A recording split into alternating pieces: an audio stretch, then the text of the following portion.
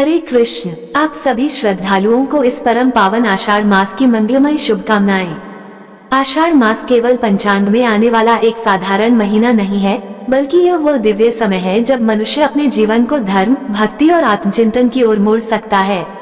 यह मास हमें याद दिलाता है कि ये दुर्लभ मनुष्य जीवन अनगिनत जन्मों के पुण्यों के बाद प्राप्त हुआ है और इसका वास्तविक उद्देश्य केवल सांसारिक सुखों की प्राप्ति नहीं, बल्कि भगवान के श्री चरणों की भक्ति करके अपने शाश्वत स्वरूप को पहचानना है। यदि इस पवित्र मास में हम प्रतिदिन थोड़ा सा समय भी भगवान के नाम, उनकी कथा और स्मरण में लगाएं, तो वही छोटा सा प्रयास हमारे जीवन का सबसे बड़ा सौभाग्य बन सकता है। इसी मंगल भावना के साथ आइए आषाढ़ मास की इस दिव्य कथा का श्रवण करते हैं। भगवान वराह देव ने पृथ्वी देवी से प्रेम पूर्वक कहा, हे भूदेवी, समस्त तीर्थों में कुछ ऐसे दिव्य तीर्थ हैं जिनका स्मरण मात्र भी जीव के असंख्य पापों का नाश कर देता है। अब मैं तुम्हें उन महान तीर्थों का पवित्र महात्म्य सुनाता हूँ। चक्र तीर्थ, देव तीर्थ, आकाशगंगा, कुमारधारिका तीर्थ, पापनाशन तीर्थ, पांडव तीर्थ और स्वामी पुष्करनिनी, ये सातों दिव्य तीर्थ परम पावन नारायण गिरी अर्थात वेंकटाचल पर्वत पर स्थित हैं और तीनों लोकों में अत्यंत श्रेष्ठ माने गए हैं। इन सभी तीर्थों में भी स्वामी पुष्करनिनी का स्थान सबसे ऊंचा और कल्याणकारी है। हे पृथ्वी देवी, इस परम पवित्र स्वामी पुष्करनिनी के पश्चिमी तट पर मैं स्वयं तुम्हारे साथ निवास करता हूँ और इसके दक्षिणी तट पर संपूर्ण जगत के स्वामी भगवान श्रीहरि लक्ष्मी जी सहित विराजमान रहते हैं। ये दिव्य सरोवर गंगा सहित समस्त तीर्थों के समान पवित्र माना गया है। तीनों लोकों में जितने भी पवित्र सरोवर, नदियां और तीर्थ हैं, उन सभी का आधिपत्य स्वामी पुष्करनिनी को प्राप्त है। यही कारण है कि सभी दिव्य तीर्थ समय समय पर इस पावन क्षेत्र में आकर अपना निवास करते हैं और इसे और भी अधिक पवित्र बना देते हैं। भगवान वराह आगे कहते हैं, हे वसुधे, अब मैं तुम्हें नारायण गिरी के अद्भुत महात्म्य का वर्णन सुनाता हूँ। इसे एकाग्र मन से सुनो। देवता, महर्षि, संकादिक योगी और महान तपस्वी सतयुग में अंजनी गिरी को, त्रेतायुग में नारायण गिरी को, द्वापर में सिंहाचल को और कलियुग में श्री वेंकटाचल को भगवान श्री विष्णु का परम निवास स्थान मानते हैं। अनेक विद्वानों का भी यही मत है कि जो मनुष्य हजारों योजन दूर रहकर भी केवल श्रद्धा से वेंकटाचल पर्वत की दिशा में अपना मस्तक झुका देता है, वह भी भगवान की कृपा का अधिकारी बन जाता है। जो भक्त सच्चे हृदय से इस दिव्य पर्वत को प्रणाम करता है, उसके जन्म जन्मांतर के पाप नष्ट होने लगते हैं और अंत समय में वह विष्णुधाम को प्राप्त होता है। हे पृथ्वी देवी, इस दिव्य पर्वत पर स्थित 6 प्रमुख तीर्थों का महात्म्य भी अत्यंत अद्भुत है। प्रत्येक तीर्थ का अपना विशेष समय और विशेष पुण्य फल है। जब माघ मास में सूर्यदेव कुंभ राशि में स्थित हों और मघा नक्षत्र से युक्त पूर्णिमा तिथि आए, तब वेंकटाचल पर्वत पर स्थित कुमारधारिका नामक पुष्करनिनी समस्त लोगों को पवित्र करने वाली बन जाती है। उस समय इसके तट पर अग्निदेव, कृतिका माताएं, पार्वती नंदन भगवान स्कंद अपनी दिव्य सेना सहित भगवान श्री विष्णु की आराधना करते हैं और वहां दिव्य तेज व्याप्त रहता है।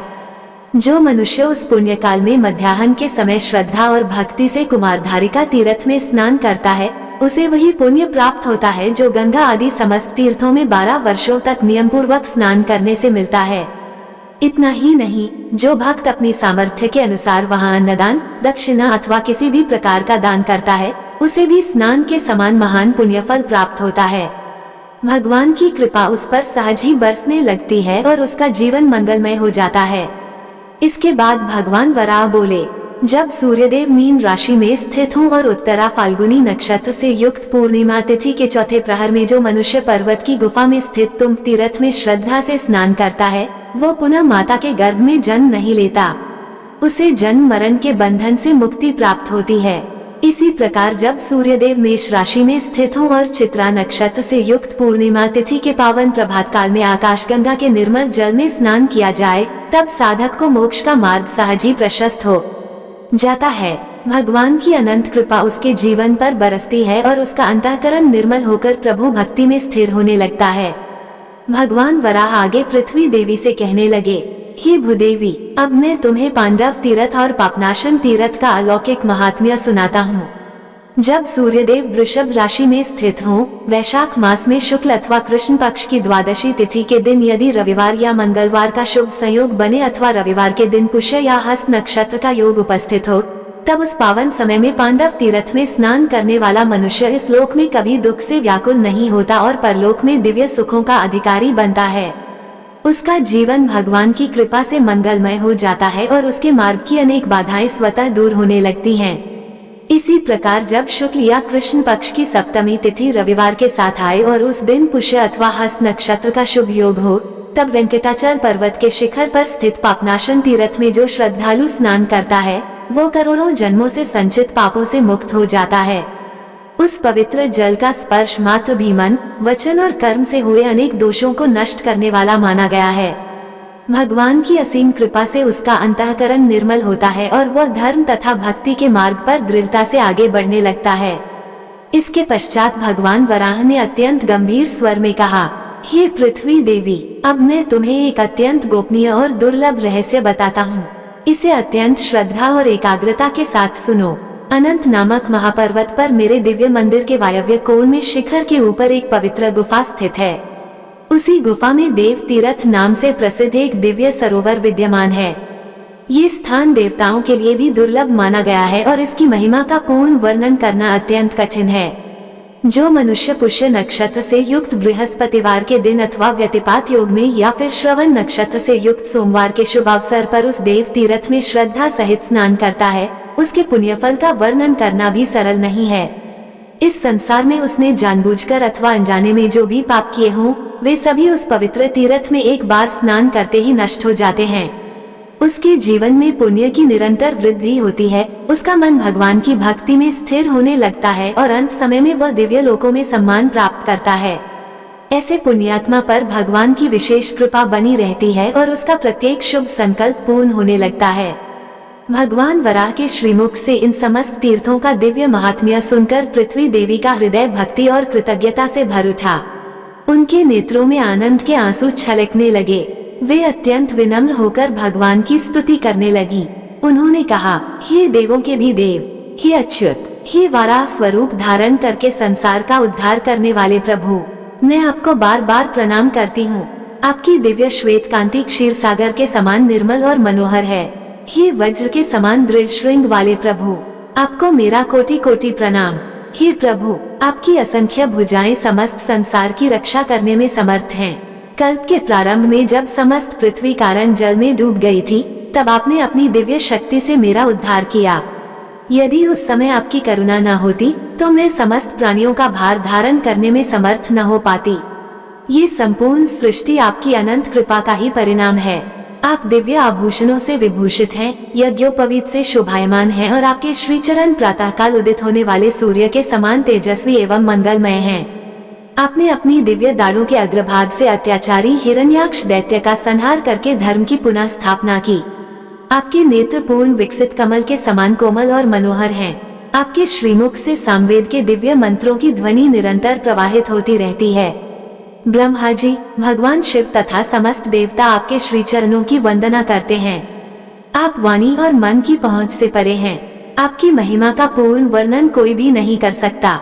मैं बार बार आपके श्री चरणों में अपना प्रणाम अर्पित करती हूँ। पृथ्वी देवी इस प्रकार अत्यंत भावपूर्ण स्तुति करके भगवान के श्री चरणों में साष्टांग प्रणाम करने लगी। उनकी निष्कपट भक्ति और प्रेम को देखकर भगवान वराह के दिव्य नेत्र प्रसन्नता से खिल उठे। प्रभु ने करुणा भरी दृष्टि से पृथ्वी देवी की ओर देखा और उन्हें अपने साथ लेकर गरुड़ भगवान पर आरूढ़ हुए। तत्पश्चात वे दिव्य वृषभाचल अर्थात वेंकटगिरी की ओर प्रस्थान करने लगे। उस समय देवगण, ऋषिगण और नारद आदि महान मुनि भगवान की महिमा का गुणगान करते हुए उनकी स्तुति कर रहे थे। संपूर्ण दिशाएं भगवान के यश से गुंजायमान हो उठी और दिव्य वातावरण भक्तिरस से परिपूर्ण हो गया।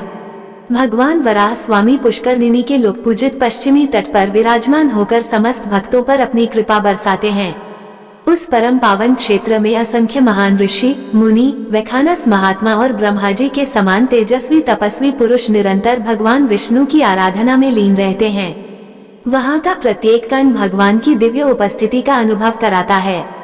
ऐसा कहा जाता है कि जो भक्त श्रद्धा, विश्वास और निष्कपट भाव से उस पवित्र धाम का स्मरण करता है, उसके जीवन में भी भगवान की कृपा का प्रकाश फैलने लगता है। उस दिव्य क्षेत्र में भगवान का स्मरण, दर्शन, पूजन और कथा श्रवण करने से मनुष्य का जीवन धन्य हो जाता है। वहां पहुंचकर किया गया प्रत्येक शुभ कर्म अनेक गुना फल प्रदान करता है।